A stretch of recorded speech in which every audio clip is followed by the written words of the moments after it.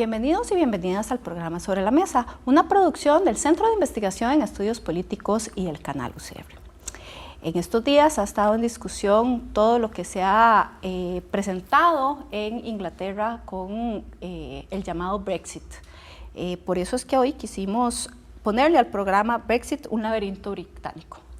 ¿Por qué es que inicia, digamos, esta discusión? ¿En qué contexto es que se da esto? Esto en realidad es resultado de lo que el ex primer ministro David Cameron prometió si era reelecto, que era llevar a referéndum si continuaban o no en la Unión Europea. Creo que un poco en ese momento pensaba que ese referéndum era muy fácil de ganar, a lo que no fue. Tan fácil, y en realidad los resultados fueron con una diferencia muy pequeña el salir de la Unión Europea, y bueno, ahora se está discutiendo cómo va a ser esa salida. Para eso entonces vamos a estar acá conversando con don Francisco Flores, académico de Relaciones Internacionales de la Universidad Nacional. Gracias, Marcela, mucho gusto. También vamos a estar con don Gerald Solano Aguilar. Él también es académico de la Universidad Nacional y profesor también acá de la Universidad de Costa Rica. Muchas gracias, Marcela, por la invitación, un gusto acompañarles. Y para finalizar, pero no menos importante, con doña Rosemary Hernández. Ella es la directora de la Escuela de Relaciones Internacionales de la Universidad Nacional y también docente de esta casa de estudios. Muchas gracias, Marcela, por la invitación. Tal vez para un poco contextualizar, porque siempre los temas, como les decía antes de empezar el programa de Relaciones Internacionales, a la gente, digamos, un poco se le pierde, ¿verdad? ¿Qué es eso? Y tal vez podríamos empezar, doña Rosemary, ¿qué es lo que significa realmente la Unión Europea? ¿Por qué es tan importante esa discusión de que Gran Bretaña salga de la Unión Europea? Bueno, Marcela, quizá aquí la pregunta no es solo qué es la Unión Europea, sino qué es una unión económica. Claro. Y cuando uno se pregunta qué es una unión económica, tiene que devolverse a las formas de integración.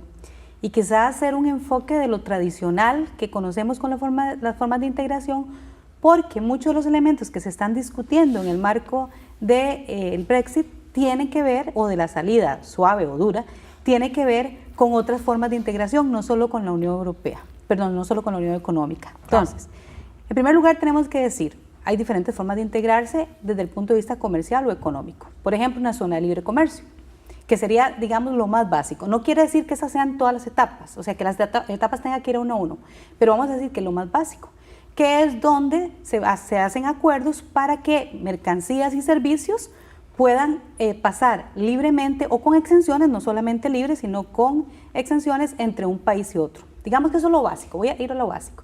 Luego está la unión aduanera, donde cuando hablamos de la unión aduanera es que precisamente las aduanas entre los países toman la decisión de tratarse mutuamente igual y tratar a terceros también igual.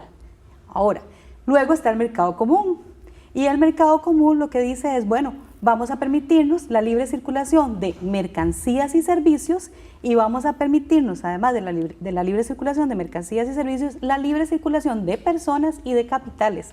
Entonces ve cómo vamos creciendo en la forma en que nos integramos, y eso tiene muchísima relevancia en lo que va a pasar. Y luego viene la unión económica, en donde además de todos los elementos que he mencionado, también hay una unión monetaria, por ejemplo, y la política económica se toma en conjunto y va significando ya entonces que hay una autoridad superior que va a definir la ruta a seguir por parte de todos los miembros de la integración.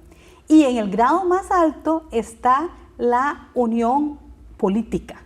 Entonces, precisamente el camino que ha venido recorriendo la Unión Europea ha sido un camino que empezó desde las uniones aduaneras, desde los tratados de libre comercio, hasta llegar hoy a acuerdos políticos. Claro. Precisamente ahí es el origen quizá de lo que más preocupa en este momento a algunos británicos, a los que llaman euroescépticos, ¿verdad? Entonces, primero tener claro eso. Eso es ¿qué es la Unión Europea ahorita? Es una unión económica, pero con algunas características ya de unión política. No sé si ahí quedamos en qué es, sí, ¿verdad? No, pero además algo importante de lo que ya usted explicó, ¿verdad? ¿Cuál fue el camino?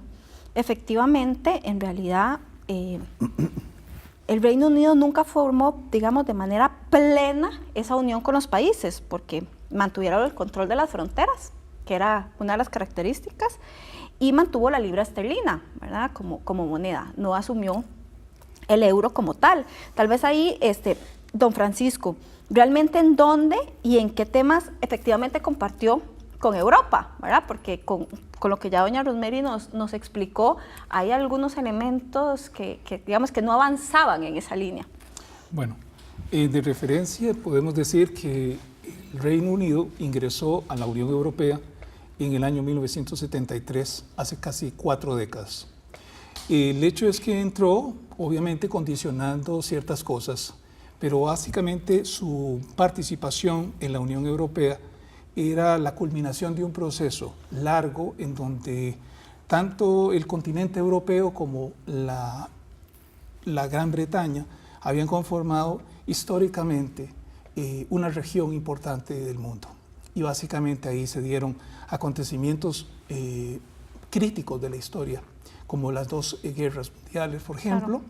Y básicamente hay que recordar que en Inglaterra nació la Revolución Industrial y que hay muchos antecedentes que nos ponen a nosotros a entender que la relación entre la Gran Bretaña y propiamente el continente europeo siempre ha estado estructurada en función de vínculos de idioma, vínculos, por ejemplo, económicos, comerciales, pero que la no participación de los ingleses en el mundo de la comunidad europea que estamos aquí dibujando fue más que todo el resultado de una sensación de que hay países que se sienten siempre muy esenciales, muy singulares. Hay un sentimiento de que ellos han sido un imperio, que han sido una gran nación y que básicamente no se verían bien dentro de una comunidad. Y ese tipo de conceptos privaron durante mucho tiempo en las relaciones entre Europa y Gran Bretaña y se fueron reestructurando en la década de los 70 hasta lograr ingresar. Ahora bien, hay varios momentos en esa relación con la Unión Europea.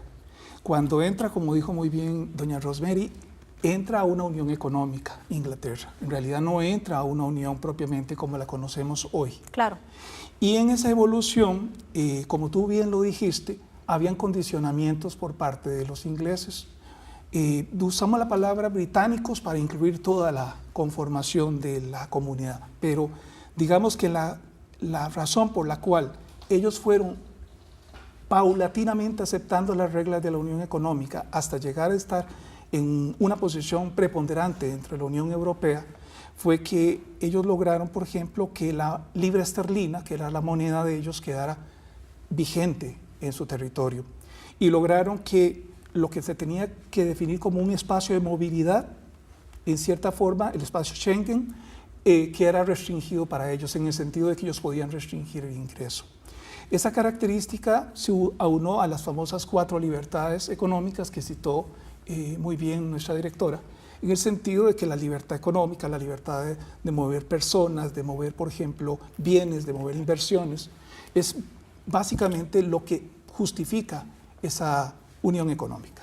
Claro, pero en ese sentido, bueno, Gerald, de hecho era a usted que le quería preguntar, si vamos avanzando en ese sentido, si ya desde los 70 se lograron, digamos, ciertos acuerdos, ¿por qué se convoca el referéndum? O sea, ¿cuáles fueron como los principales elementos que hicieron que, primero, que David Cameron haya propuesto, digamos, que dentro de una de sus propuestas de campaña para ser reelecto como primer ministro, se convocara un referéndum para mantenerse o no? Claro, es que no debemos de perder de vista, digamos, 2 puntos, ¿verdad? Lo que hoy conocemos como la Unión Europea nace en un contexto post-Segunda Guerra Mundial, ¿verdad? Y es una forma de reconstruir Europa, ¿verdad? Es una forma de evitar nuevos conflictos continentales y debemos recordar que en este caso el Reino Unido formaba parte de esa coalición que gana la Segunda Guerra Mundial. Entonces, el incluir dentro de la Unión Económica al Reino Unido formaba una estrategia en términos de esa movilidad, claro, de las libertades, pero no en el avance político, ¿verdad? Los británicos no han querido avanzar en el aspecto de tener una constitución europea, en tener una figura de un presidente europeo, un ministro de Relaciones Exteriores europeo, y esto hace que las decisiones que se están tomando en el marco del Parlamento Europeo desde Bruselas, digamos, tengan una confrontación directamente con los intereses británicos. Entonces David Cameron hace una lectura, ¿verdad? Pero veníamos de hecho conversando antes del lugar con Rosemary y decíamos que qué tal el cálculo político, digamos, claro, de él, porque nosotros, por lo menos y en lo personal, considero que David Cameron creía que esa población joven que se ha visto beneficiada de esas 4 libertades, de esa movilidad, de estudiar en el escenario europeo, de poder trabajar en cualquiera de los 28 países, poder moverse libremente. iban a votar a favor, pero nos dimos cuenta de que no salieron a votar masivamente. Incluso recordemos las imágenes de esos jóvenes al día siguiente, 24 de junio del 2016, muchos llorando porque nunca se imaginaron que iban a vivir una situación como Claro, esa. porque fue como, ¿verdad?, sorpresivo en el sentido de que la población joven decía, es que los que no van a vivir este cambio son los que decidieron que nosotros nos tengamos que salir, ¿verdad? Pero no fueron a votar, ¿verdad? No se movilizaron a votar. Entonces es como una disyuntiva ahí un poco, digamos, compleja también de lo que significa participar o no del referéndum. Tenemos que ir a una pausa. Yo sé que doña Rosemary quiere referirse a lo que acabo de decir, pero vamos a una pausa y ya regresamos. Brexit, un laberinto británico.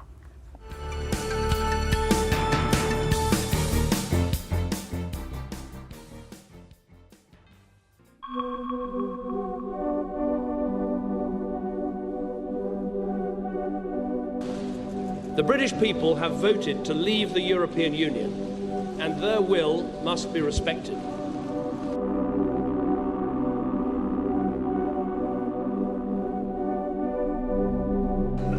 Mr. Speaker, we're now in the midst of a full-scale national crisis.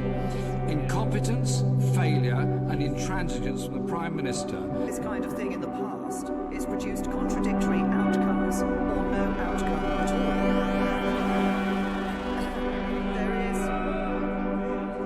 There is a further risk when it comes to Brexit.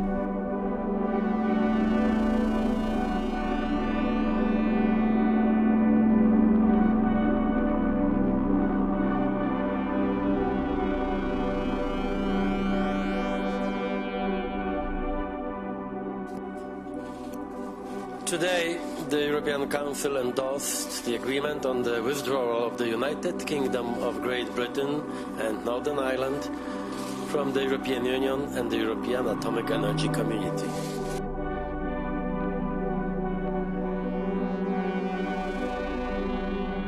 I'm pleased that motion will be debated tomorrow, so this House can give its verdict on the sheer incompetence of this government and pass that motion of no confidence in the government.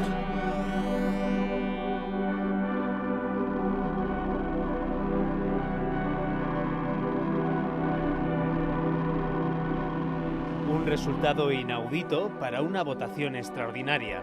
Los parlamentarios británicos han tumbado este martes el acuerdo del Brexit que la primera ministra Theresa May había acordado con la Unión Europea. Bueno, y a propósito de esa derrota histórica, no se conocía de una desde la década de 1920 y es así que ahora 432 votos le han dicho que no a esa hoja de ruta.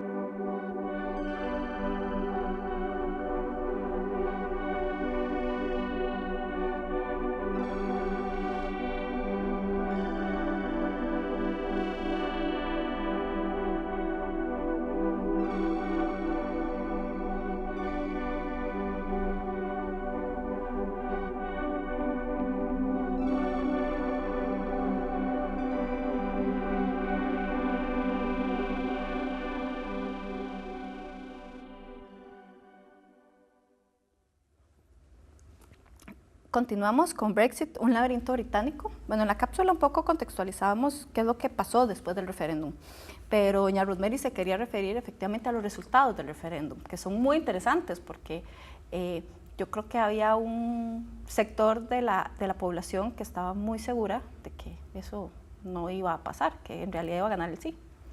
Bueno, yo creo que aquí hay que hacer una lectura no solamente a nivel de Gran Bretaña y lo que pasa con el público joven, y es que el público joven no cree en los sistemas políticos y no cree en las consultas. Y entonces el público joven, ¿qué fue lo que hizo precisamente en el Reino Unido? Pues no acudió a votar en general, sobre todo en las zonas periféricas, porque en Londres sí, fue más fuerte el no, ¿verdad? Fue más fuerte el quedémonos, claro. Fue más fuerte. Entonces, aquí es importante tener en cuenta que cuando se hacen cálculos políticos no se hacen desde una visión tan adulta, hay que hacerlo desde una visión de qué es lo que los jóvenes, que lo decía muy bien Gerald, es que los jóvenes estaban disfrutando de poder trabajar en cualquier lugar de la zona euro. O sea, estaban disfrutando, o más bien no de la zona euro porque estamos hablando del sistema monetario, sino más bien de poder trabajar en cualquier lugar de la Unión Europea. Claro. Estaban disfrutando de poder educarse también bajo el sistema Boloña. Entonces, desde este sentido, era la población que más iba a sufrir. Al día siguiente, el otro día había visto yo en un TEDx precisamente un joven donde decía, el 24 de junio del 2016 me levanté sin la posibilidad de trabajar en cualquier lugar de la Unión Europea. Me levanté con la dimisión de mi primer ministro, o sea, me levanté en un escenario de inestabilidad. Eso es lo que decía, era la voz de los jóvenes en ese momento, una lectura desde todo punto de vista incorrecta. Claro, y seguimos en un momento de inestabilidad porque no se logra acuerdo de cómo va a ser esa salida. Y ahí, don Gerald, y como la cápsula nos planteaba como varios escenarios, tal vez usted nos podría explicar qué es lo que implicaría el Brexit duro, que como también lo han llamado, porque tenemos el Brexit, ¿verdad? Duro y el Brexit suave. Bueno, el duro, ¿qué es lo que significaría en este momento? Bueno, en ese caso, los digamos, escenarios y las negociaciones que se han llevado con Bruselas y el Parlamento Europeo es precisamente una transición en esa salida que sea relativamente ordenada, que sea de ajustes a todas las políticas que requieren reformarse a través del Parlamento británico, y esa sería la que estaríamos llamando como un Brexit suave. Es decir, el duro es que no hay políticas, no hay una transición sencilla, se le da la salida a la Unión Europea y los privilegios, los accesos que se tienen a nivel de mercado, todos los beneficios de la estructura que hoy le da un mercado de 27 países, si saliendo del Reino Unido, prácticamente quedarían en ese momento a la deriva, ¿verdad? Es decir, no tendríamos claridad de cómo vamos a mover las financieras, digamos, los aspectos financieros. No hay que olvidar que el Reino Unido hoy es precisamente el centro financiero más importante de la Unión Europea, ¿verdad? Esa transición es de gran preocupación incluso para los europeos, con aquellos que están viviendo en el Reino Unido por cuestiones de trabajo, pero también de aquellos británicos que están en la Unión Europea con trabajo, ¿verdad? Esa movilización de capitales, las reglas no serían, digamos, tan claras. Y por eso se hablaba de diferentes escenarios, tales como los beneficios del espacio económico europeo, ¿verdad? O bien un escenario similar al de la Asociación Europea de Libre Comercio, en el cual participa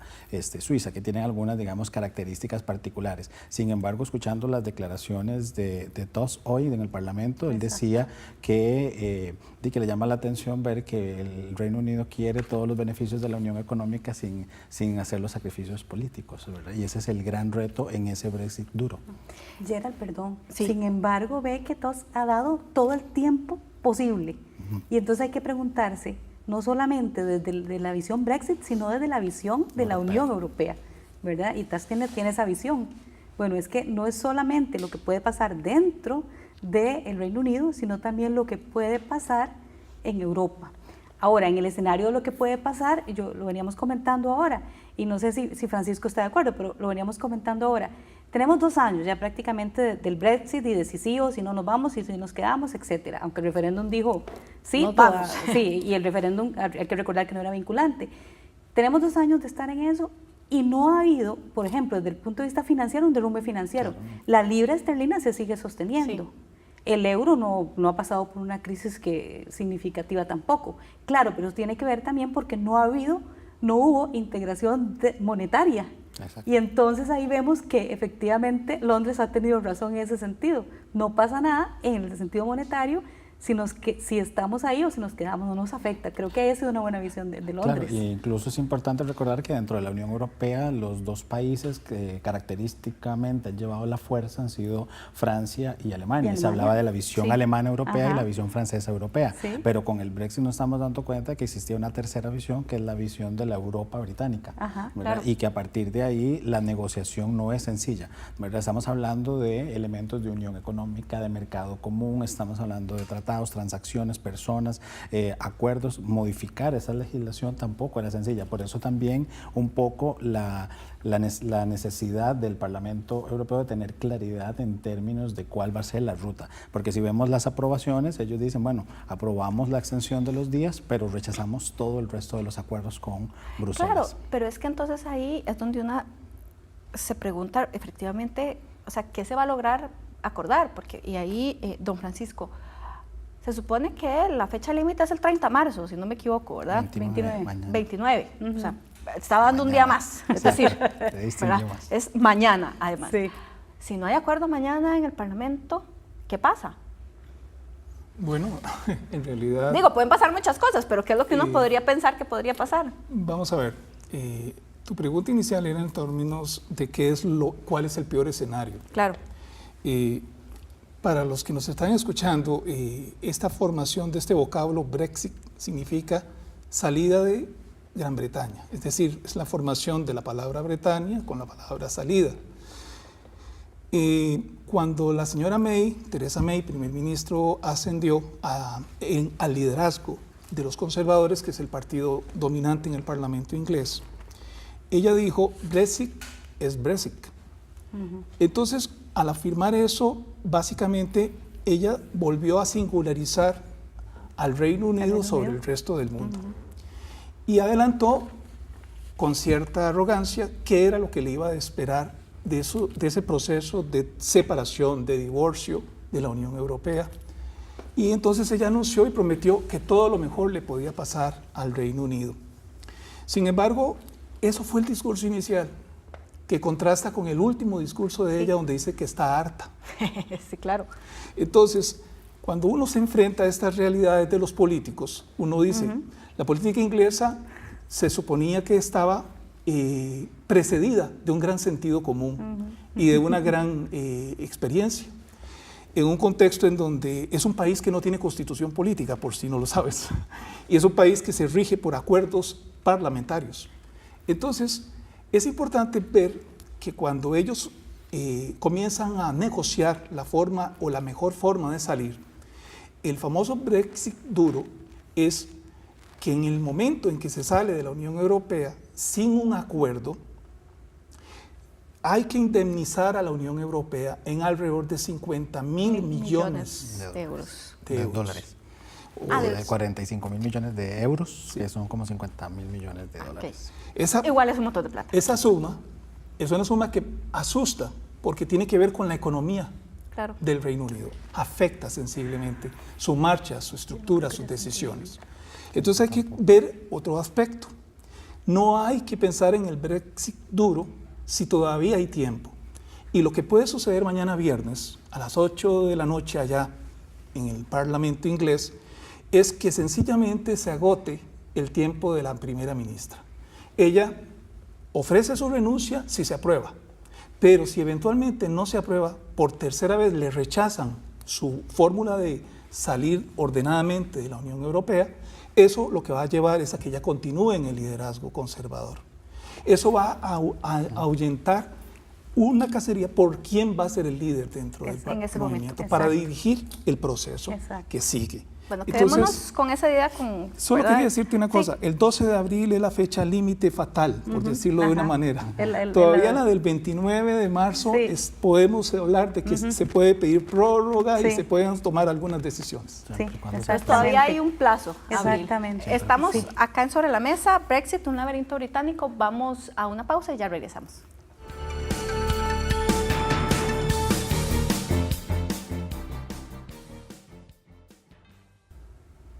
Continuamos acá Sobre la Mesa analizando Brexit, un laberinto británico, con los académicos Francisco Flores, Gerald Solano y Rosemary Hernández de la Universidad Nacional y también de la Universidad de Costa Rica.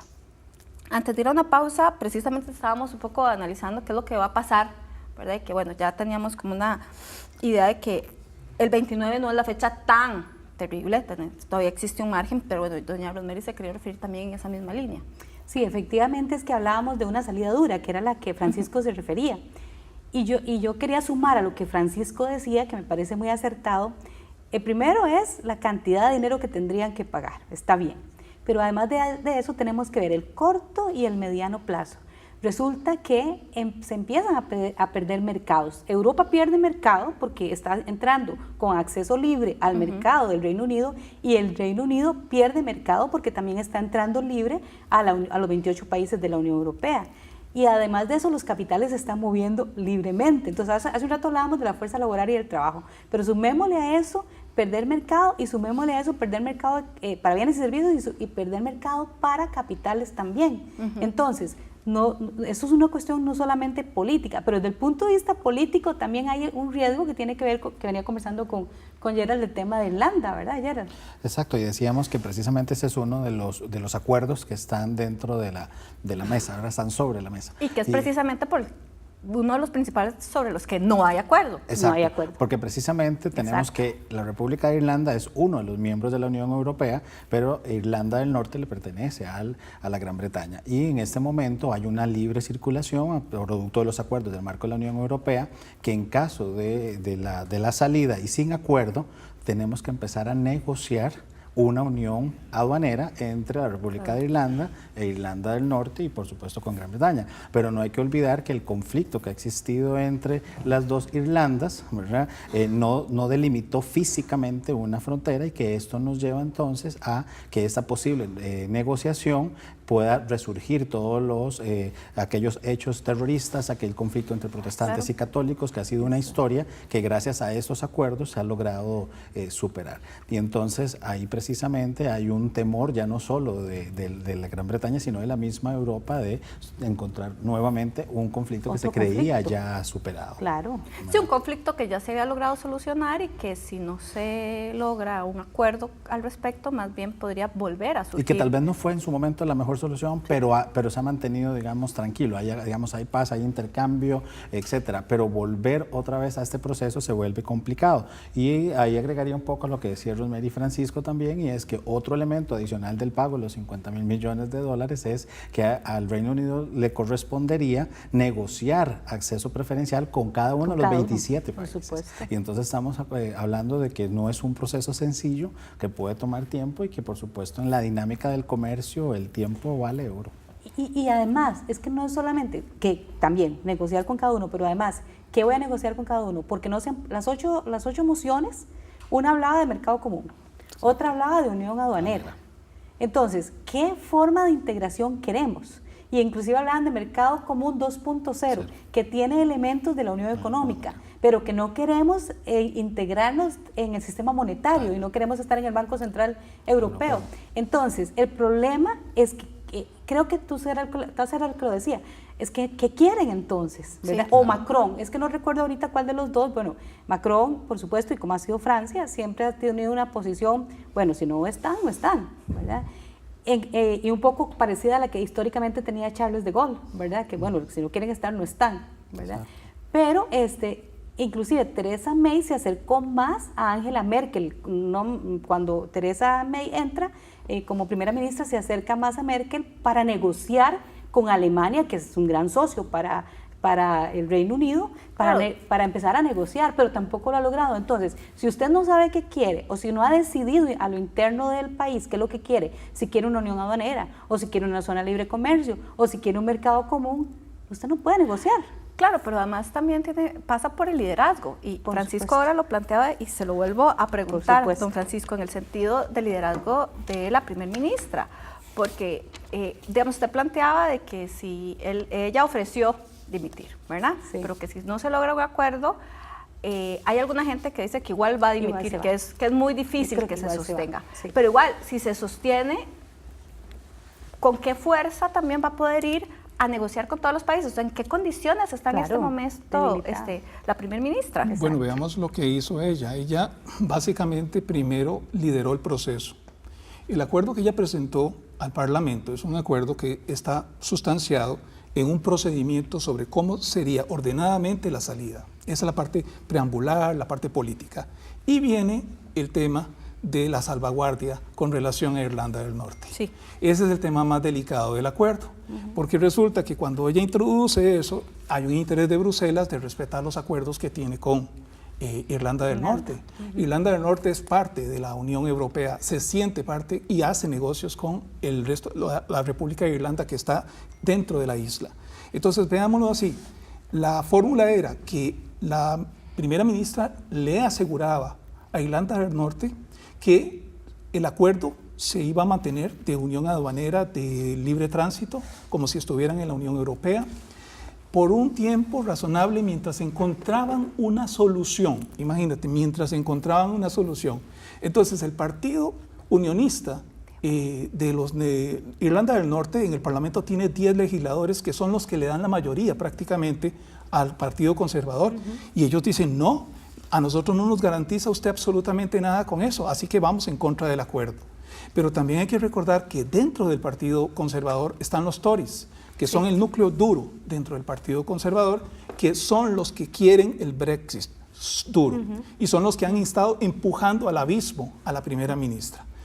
La primera ministra necesita 75 votos más o menos y ahí cuando comienzas a sumar, tiene 30 de los laboristas, tiene 10 de los del otro partido, tiene 20 y está tratando de reunir una suma que le permita pasar el acuerdo mañana. Ella ofrece su cargo a cambio de que lo aprueben. Pero básicamente los mismos de la Unión, del Partido Unionista Irlandés dicen que no lo van a votar y los euroescépticos no estarían de acuerdo tampoco en votarlo si la posición es no resolverlo de Irlanda del Norte. Entonces, bajo ese presupuesto, lo que tenemos en el Parlamento inglés, un parlamento que tiene larga data, porque estamos hablando de un parlamento del siglo XIV. Entonces, cuando tú comienzas a ver eso, se empieza a imponer una regla de 1604 con Oliver Cromwell, que era cuando el Parlamento toma la iniciativa de decidir qué va a hacer con los problemas que tiene en las manos. Lo que dice doña Rosemary, alrededor de las 8 opciones, tienen 2 que recibieron más votación. Una de ellas es la de un Brexit suave, que la propuso precisamente un líder conservador, y el otro es una solución que es llamar al referéndum. Esa era mi siguiente pregunta. Están sobre la mesa, porque de las 8 las más votadas se van a ver el lunes. El que dirige la Cámara es un speaker llamado James Bercow, y él es el que toma la decisión en algo que no está escrito constitucionalmente de dar la iniciativa de decidir sobre el problema, porque como tú llamaste el programa Brexit, el laberinto en el que están los ingleses, hay una serie de caminos que están abiertos. Entonces, resumo, está abierto todavía el liderazgo de la señora May, que dura hasta el 22. Ellos tienen la mayoría, pueden todavía tomar la posibilidad de pedir una prórroga más si fracasan a la Unión Europea. La misma Unión Europea está dispuesta a darle la prórroga. Claro. Y si nosotros adelantamos líneas, lo único que podemos precipitar es que hay un evidente conflicto de político de orden, llamémoslo, a lo interno del partido que gobierna el Reino Unido. Ese es el problema principal. Ahí hay mucha división. Y sí. Ahí, Marcela, nada más tal vez agregar que dentro de la negociación con el Parlamento Europeo, el mejor escenario para May es que el Brexit se dé en el 30 de junio. Sin embargo, el Parlamento le responde y le dice que si se aprueban los acuerdos, puede darle tiempo al 22 de mayo, pero que si no hay acuerdos, la salida sería el 12 de abril. Y ahí entonces precisamente entra un poco esta dinámica, ¿verdad?, que está explicando Francisco, porque si se extiende al 22, también significaría entonces que el Reino Unido tenga que nombrar eurodiputados. Claro, porque vamos para elecciones. En el ínterin están las elecciones de la Unión Europea. Exacto. Entonces eso es un elemento adicional para esta, digamos, complejidad de la salida, porque estaríamos nombrando eurodiputados para un proceso en el cual nosotros más bien nos vamos a salir. Claro, no vamos a ser parte. Exacto. En la misma Unión Europea no desearía eso. Y eso es lo que dijo, es lo que Francia no quiere. Exacto. Francia no quiere que pase eso.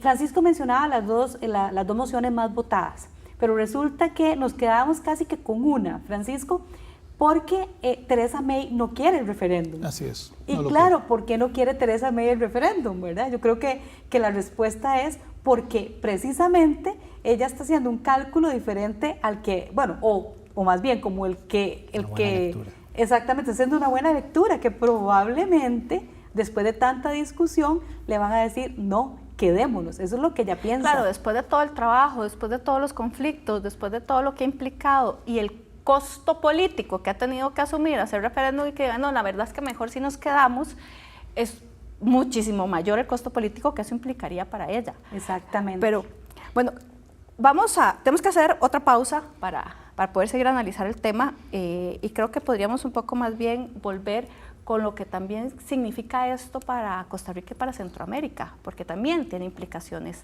para el país. Así que vamos a una pausa y ya regresamos.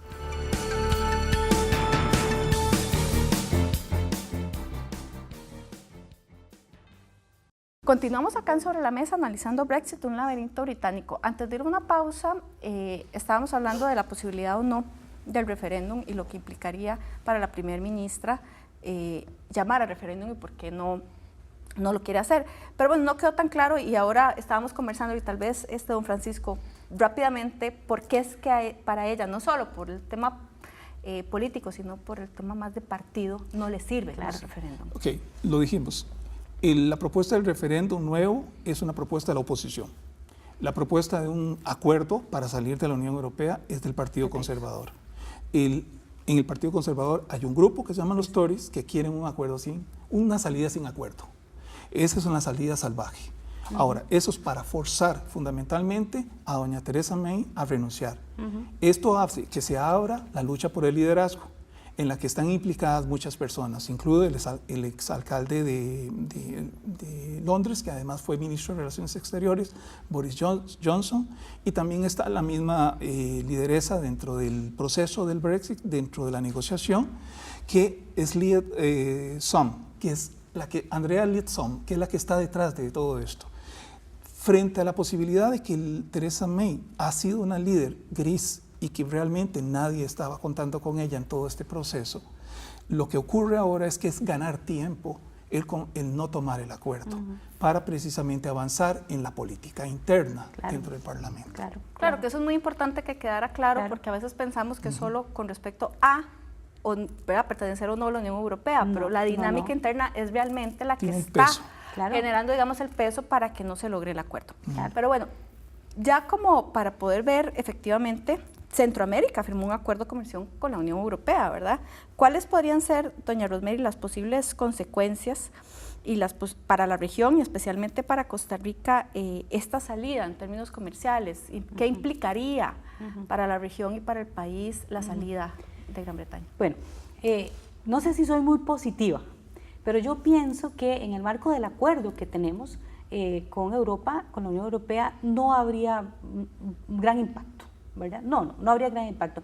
Primero porque nosotros no hemos tenido una larga relación comercial específica, digamos, con el Reino Unido. No la hemos tenido. Hemos buscado más bien fortalecer las relaciones comerciales con ellas. Pero voy a hablar de lo que sería el efecto de demostración desde el punto de vista político. ¿Por qué? Porque resulta que nosotros hemos luchado siempre en la región, o por lo menos los que creemos en la integración. Eso era otro punto, claro. Hemos luchado de alguna manera porque la integración funcione, porque a nivel de la región funcione. Y resulta que, de hecho, el modelo centroamericano de alguna manera se ha dicho que está inspirado en el modelo europeo. Entonces, claro que lo que está pasando, y si hay una salida suave o dura, cualquiera de las dos, estamos diciendo, bueno, algo no funcionó en ese modelo, ¿verdad? Porque no era tan bueno. No era tan bueno. Y se salió un grande, como lo decía ayer a la hora. Es que se salió uno grande.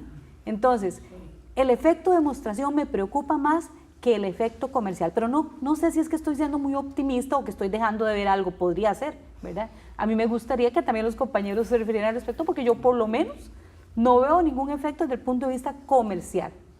comercial. Sí, no, y a nivel, digamos, país, es importante, digamos, destacar el papel que ha tenido tanto la Embajada del Reino Unido acá, la Cámara Británica, en términos de atraer inversiones, por lo que yo, digamos, lo que visualizaría más bien es una búsqueda por parte de tanto la administración actual de Carlos Alvarado con digamos, el caso con Gran Bretaña, para formalizar, digamos, algunos acuerdos que se han dado en el marco del acuerdo de asociación con la Unión Europea, pero que podrían extenderse, digamos, las invitaciones, porque, digamos, a nivel de inversión como tal, el Reino Unido ha tenido, digamos, alguna presencia. Lo hemos visto el caso de British Airways con los vuelos, algunas importaciones, marcas como Land Rover, etcétera, digamos, que son tradicionales digamos, del Reino Unido, pero más allá, nosotros, digamos, hemos tenido una relación relativamente, digamos, estable, y el dinamismo se ha mantenido, por lo que no, digamos, no cambiaría mucho. Coincido con Rosemary en el aspecto de que a nivel institucional, y algo que ahora mencionaba Francisco,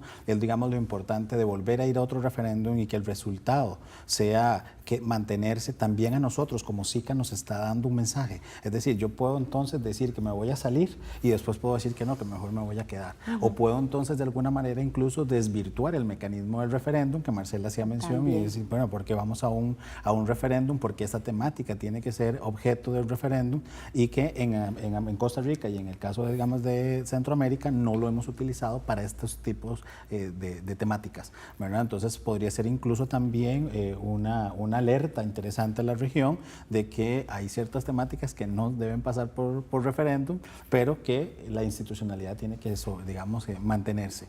Claro, y ahí yo vería como un paralelismo con algunas discusiones aquí en Centroamérica, don Francisco, y ahora lo hablábamos, porque hay 3 temas que fueron claves, ¿verdad?, en el referéndum a favor, ¿verdad?, de salirse de la Unión Europea.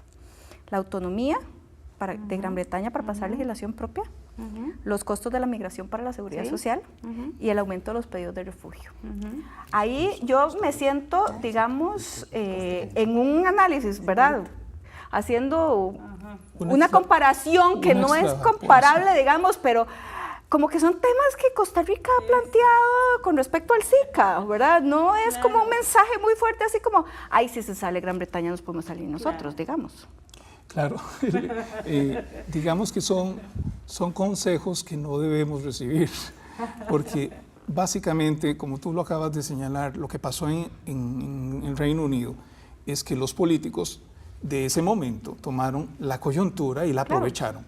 Claro. Volvieron sobre la línea del nacionalismo, sobre algo que era el pasado, volvieron a reivindicar su condición esencialista y singular, y eso los llevó a recoger un voto que estaba básicamente en los perdedores de la ecuación, votos que vinieron de las zonas desindustrializadas de Inglaterra, en la periferia, jóvenes que no se interesaron sobre el tema y que dieron paso a esta situación. En Costa Rica, con relación a Centroamérica, podemos hacer una extrapolación interesante.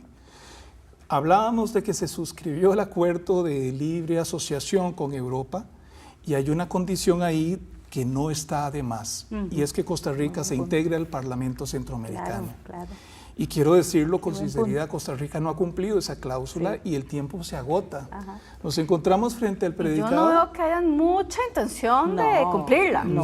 Yo creo, Marcela, que ahí es donde nos parecemos. Exacto. Porque resulta que nos gusta Centroamérica, pero no tanto. Sí, nos gusta Centroamérica en las cosas que nos convienen, en las que no nos convienen mucho. Nos gusta que nos compren. Sí. Nos gusta que nos compren, porque nos compran bastante. Sí. ¿Verdad? O sea, son nuestro segundo socio comercial. Entonces nos gusta que nos compren. Pero perdón, entonces en tema comercial está bien, pero en otros temas, que es precisamente lo que el Reino Unido está diciendo, en otros temas como los temas de migraciones, por ejemplo, ¿verdad? Moneda única, pasaporte único, movilidad de personas. Movilidad de personas aquí, bueno, es impensable empezar a hablar de esto. Exacto. Ahí tendrías a políticos de todos los partidos alineados. Sí, ahí habría acuerdo. Ahí habría acuerdo.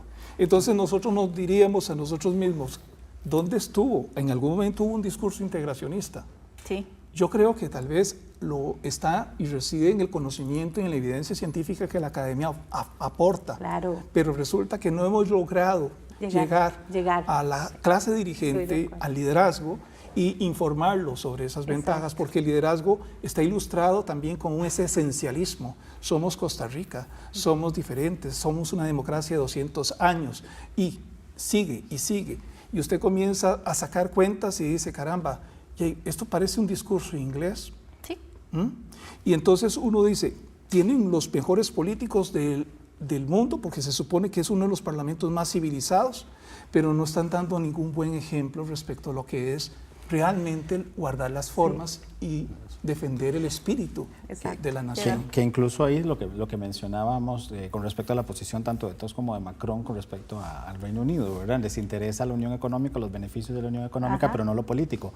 Y Costa Rica pareciera que tiene esa misma postura a nivel del SICA. Nos interesa Centroamérica y los conflictos de Centroamérica cuando nuestras mercancías se obstaculizan por lo que pasa en Centroamérica y no llegan a México o no llegan a Guatemala. Pero en los momentos cuando políticos, se nos quedan pegados los refugiados aquí porque no pueden pasar para el otro lado. Porque entonces nuestro vecino, ¿verdad?, cierra la frontera. Pero también no olvidemos que en la administración anterior el presidente Solís se levanta de la mesa política y dice que Costa Rica se sale del SICA. Es decir, ahí también hay una postura importante donde estamos diciendo nos interesa Centroamérica desde el aspecto económico, pero no desde lo político. ¿Verdad? O sea, nuestra postura ha sido similar. Y voy a agregar a lo que decía Francisco, me parece muy importante, no hemos logrado llegar con este mensaje y de los beneficios desde el punto de vista comercial y de lo que significa perder esos beneficios comerciales en el empleo, en la producción nacional, porque tiene una gran importancia.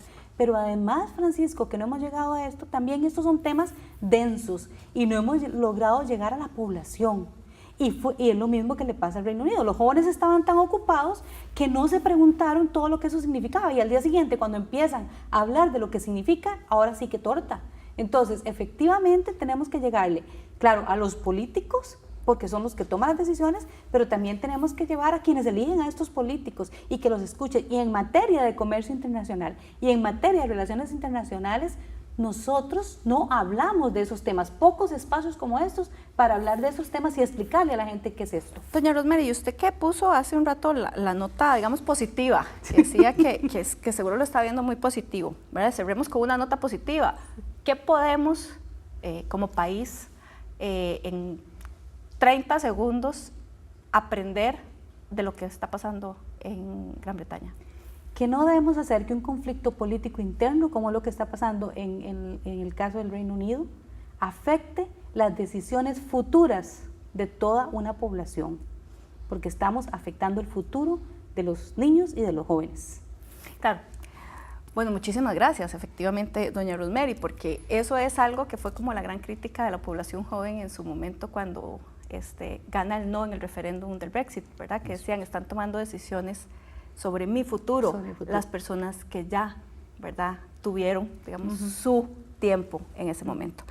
Quedan muchos temas, evidentemente tenemos que poner en estos días mucha atención a lo que va a pasar en el Parlamento británico, ¿verdad? Probablemente se va a mover muchísima información y bueno, ver qué va a pasar también con la primer ministra, que si se queda o se va, así que estaremos muy atentos al respecto. Muchísimas gracias doña Rosemary, don Gerald y don Francisco por estar acá en Sobre la Mesa y a ustedes en sus casas por acompañarnos y les esperamos la próxima semana.